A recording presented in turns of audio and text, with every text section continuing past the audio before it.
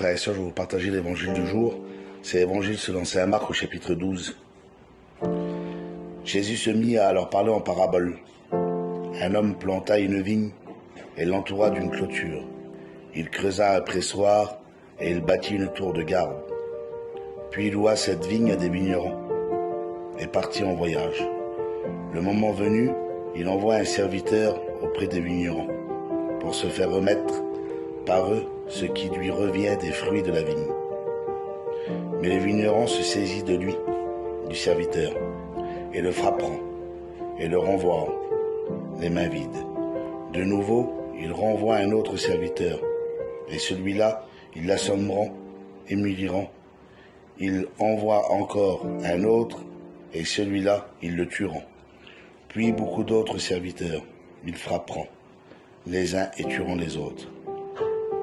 Il lui reste encore quelqu'un, son fils bien-aimé.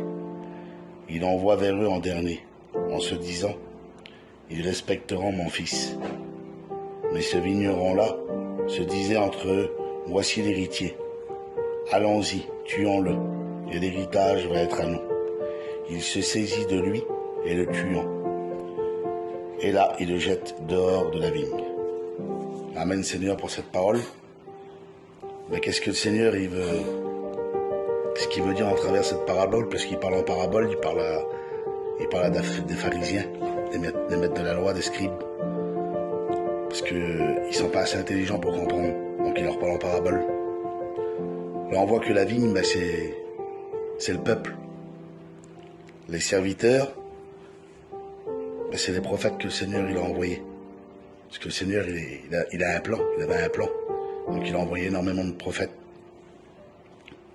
pour annoncer la venue de Jésus. Et les vignerons, on voit, c'est les scribes. Ils ne comprennent pas. Et là, le Seigneur, il dit, il a envoyé plein de serviteurs. Et à la fin, il dit, je vais envoyer mon fils bien-aimé. Et peut-être que il l'écoutera. Mais ces hommes-là, ils étaient remplis d'orgueil. Ils avaient leur cœur fermé, ils avaient un cœur de pierre. Ils n'ont pas reconnu Jésus en tant que fils de Dieu. Et ils l'ont pris, ils l'ont crucifié, ils l'ont mis sur cette croix.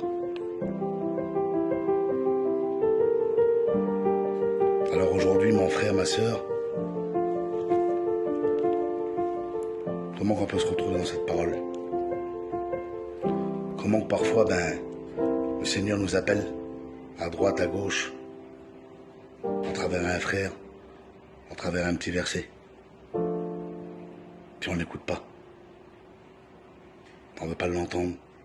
Parce que on est fermé par le souci du monde, par tous ces problèmes, l'argent, parfois le matériel, parfois l'orgueil, la méchanceté. Pourtant le Seigneur, il nous dit dans sa parole, je vous laisserai pas orphelin. Car il nous a envoyé le révélateur, l'Esprit Saint.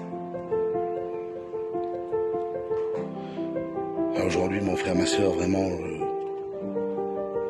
prie le Seigneur pour vraiment qu'il te montre le chemin. Le vrai chemin. Prends conscience que le Seigneur, il est là, auprès de toi.